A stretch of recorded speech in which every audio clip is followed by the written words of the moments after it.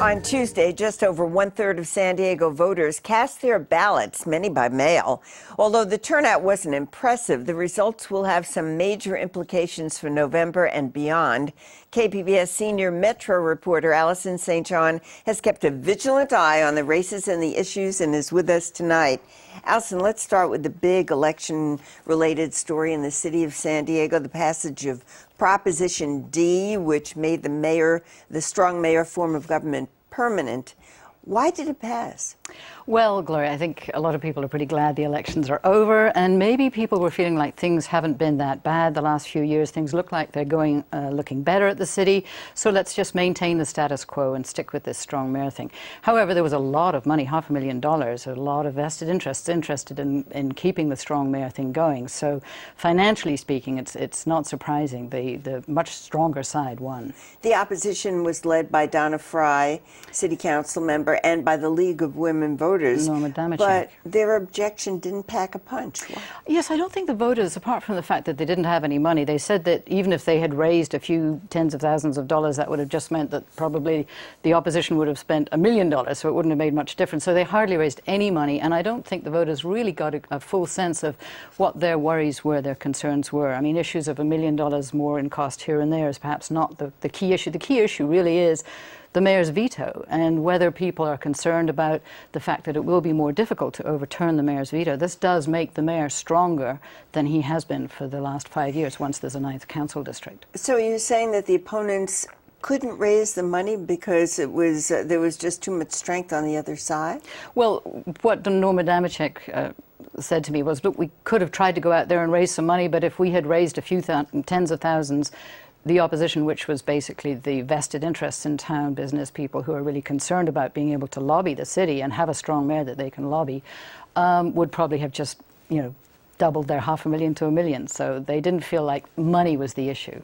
Okay, well, we did speak to San Diego Mayor Jerry Sanders about how he thinks the city will benefit from making the strong mayor form of government permanent.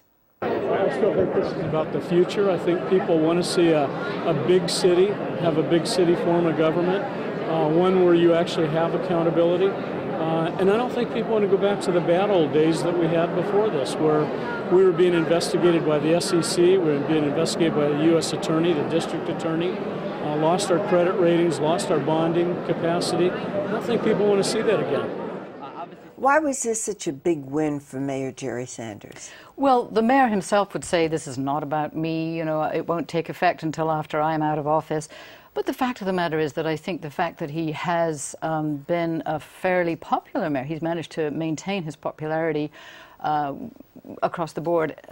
He hasn't succeeded as well as some people. In fact, what you could say is that, people on both sides are dissatisfied, but he's been fairly moderate as a mayor. And so the fact that he hasn't alienated one side or the other too much means that everybody's willing to give it a go and keep going with this strong mayor. Well, voters made some big changes. They decided that county supervisors should be limited to 2 4-year terms instead of being elected as often as they can get elected. How significant a change is that? What will it mean to the way the board operates and represents the county?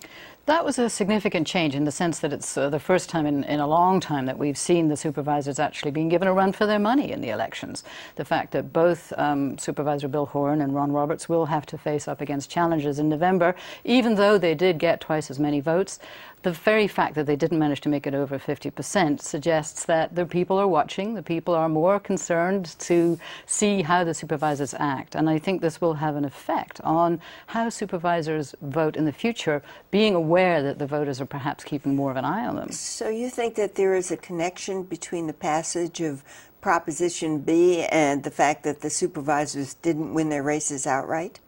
Yes, I think the fact that there's a feeling among the voters that perhaps there's been such a status quo, that the incumbency is so powerful that there need to be some ways to shake the status quo, has made a difference both to the fact that term limits passed with almost 70% of the vote and the fact that both supervisors are now having to run off against challenges in November. Well, the county sheriff's race was also decided on Tuesday night. Incumbent Sheriff Bill Gore won with 57% of the vote. Why did Gore win the sheriff's sheriff's race outright?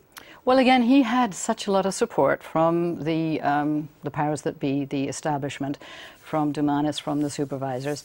But if you look at the fact that perhaps there is a little bit of an anti-establishment feeling, you have to also look at why did the other two not make enough to really give him a runoff. And Jay Lasser, who came in second, was much more conservative to the right. He had very strong views on making it easier to obtain concealed weapons and also on enforcing immigration.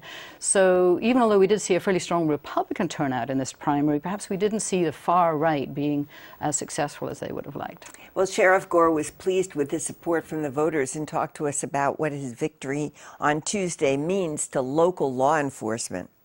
For tonight, which I think is healthy for the Sheriff's Department, healthy for all of law enforcement, really, to get us back to what we're all about, and that's addressing real crime problems with real solutions in a professional and focused manner. I think that's hopefully what the voters are looking for, and that's what their vote for me represented tonight.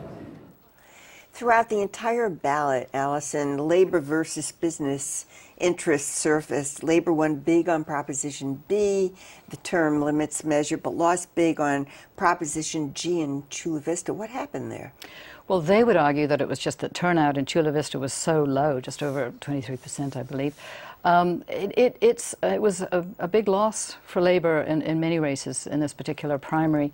And G, I think, was a particularly important one for them because it could open the door to more measures that are now going to perhaps be on the ballot in November. The city is perhaps planning to put a similar measure on.